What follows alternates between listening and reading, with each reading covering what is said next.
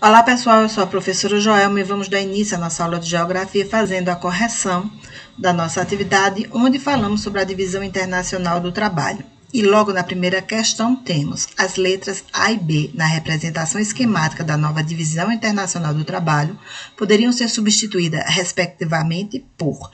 Então temos aqui um esquema com a nova Divisão Internacional do Trabalho na época da globalização, onde os países A tem como característica produzir produtos industrializados com tecnologia superior, enviar para os países do tipo B dinheiro em forma de empréstimos, investimentos produtivos e especulativos e tecnologia, enquanto que os países do tipo B, eles enviam para os países do tipo A produtos primários, produtos industrializados e dinheiro em forma de pagamento de juros, pagamentos de royalties e os lucros muitas vezes produzidos pelas multinacionais que têm sua sede nos países do tipo A. Portanto, a gente percebe por essas características que os países do tipo A são países desenvolvidos, enquanto que os países do tipo B são países subdesenvolvidos, embora industrializados na nova Divisão Internacional do Trabalho. E a resposta do primeiro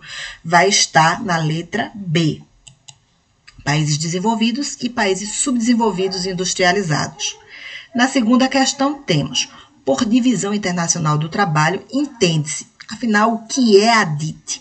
A DIT é a divisão ou especialização do que é produzido em cada um tipo de país, certo? O país vai produzir de acordo com a sua aptidão natural, o que ele tem na sua natureza, de riqueza natural, e também com o que ele é capaz de produzir quanto ao desenvolvimento técnico-científico. Portanto, há essa especialização.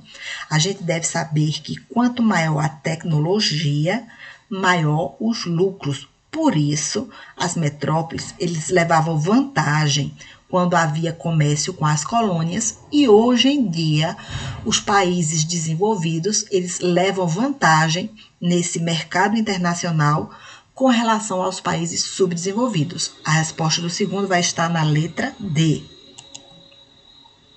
O terceiro, a chamada Divisão Internacional do Trabalho, ela é dividida em duas fases distintas. Aqui eu abro um parêntese e digo que alguns estudiosos dizem que há apenas duas fases e outros dizem que há três fases. A gente vai ver que aqueles que afirmam que há apenas duas fases, eles juntaram a primeira fase, que é conhecido como capitalismo comercial, onde os produtos eram produzidos por manufatura, com a segunda fase, onde há o início da industrialização. Nesse início da industrialização, havia indústrias apenas nos países ricos, certo? E essa fase aí que vai desde a manufatura ao início da industrialização, eles chamaram de Divisão Internacional do Trabalho Clássica, certo? Então, voltando aqui à questão.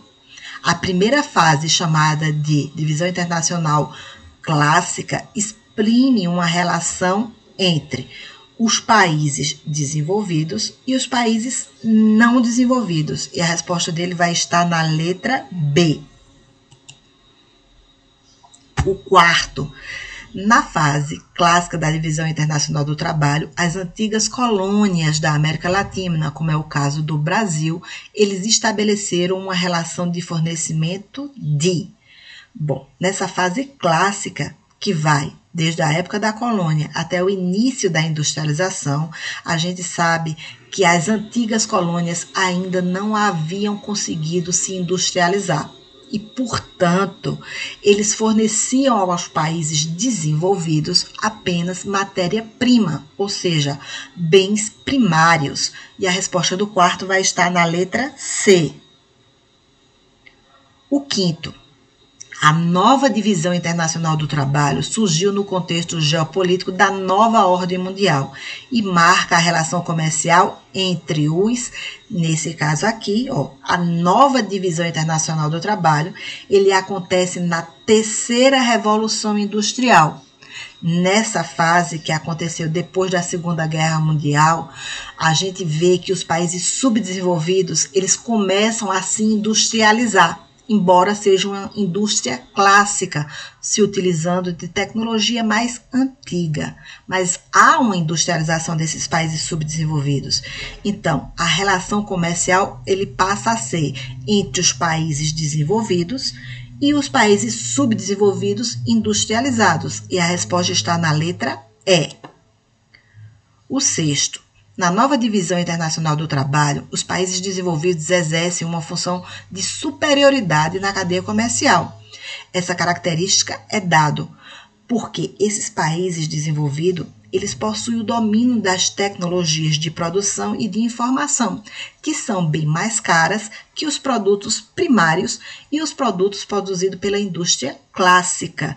Então, a resposta do sexto vai estar na letra B, domínio de tecnologias de produção e informação. O sétimo, você deve observar a figura. Essa figura ela vai ilustrar a divisão internacional do trabalho de acordo com o pensamento de Milton Santos, e ela aconteceu em 1996.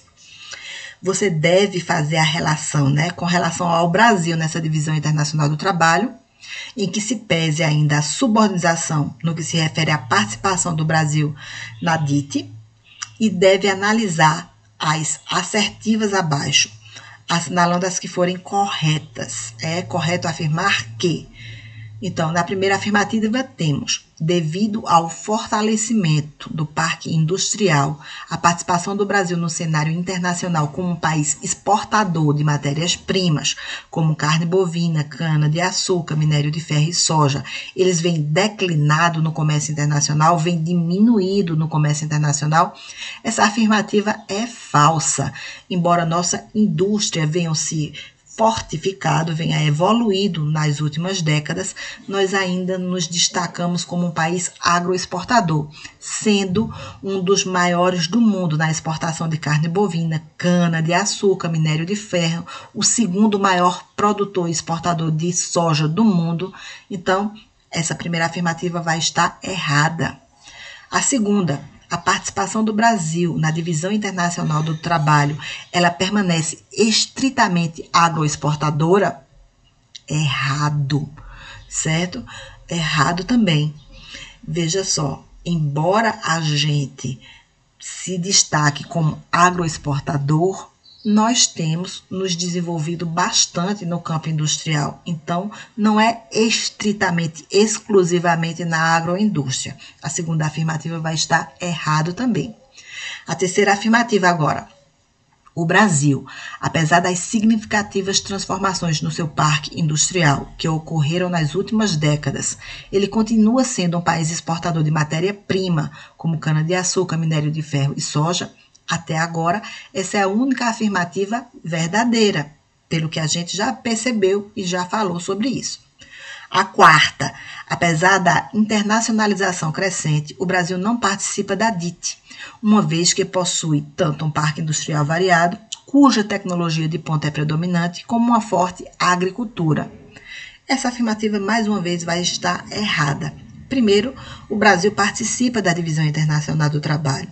Segundo, embora nossa indústria seja crescente, nós não trabalhamos predominantemente com tecnologia de ponta. A nossa indústria ela domina mais a tecnologia clássica ou antiga. Então, dessa forma, a única afirmativa correta é a terceira. E a resposta dele vai estar na letra C. O oitavo. A terceira revolução industrial, a nova divisão do trabalho, estabeleceu uma classificação dos países capitalistas segundo o domínio de cada um sobre os conhecimentos técnico-científicos. Quem detinha a maior tecnologia ou desenvolvia tecnologia no seu território. A resposta do oitavo vai estar na letra B. O nono.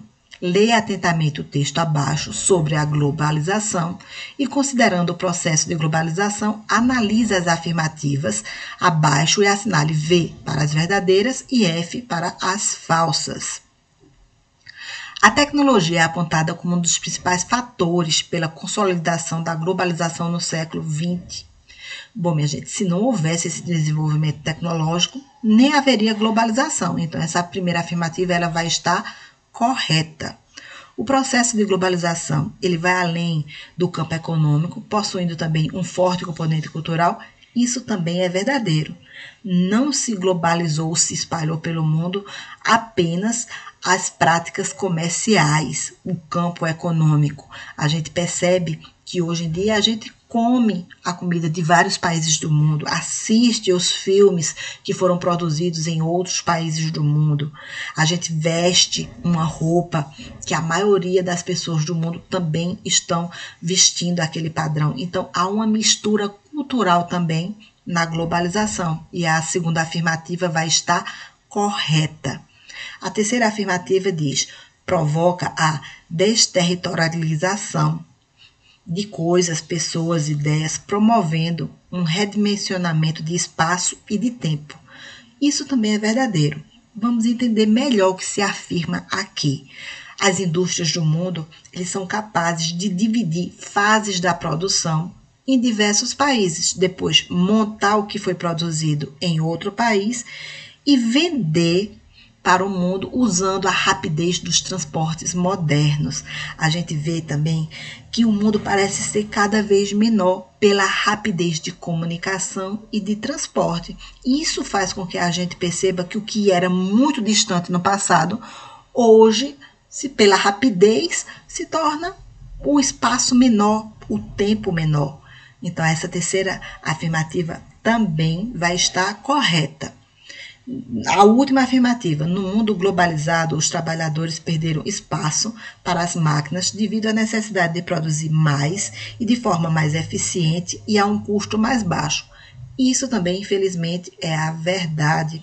Estamos cada vez mais procurando formas de produzir rápido, eficiente e barato, e o homem muitas vezes vem sendo substituído por máquinas. A resposta, então, são todas verdadeiras e a resposta a D. Com isso, terminamos a nossa correção. Até o nosso próximo encontro, pessoal.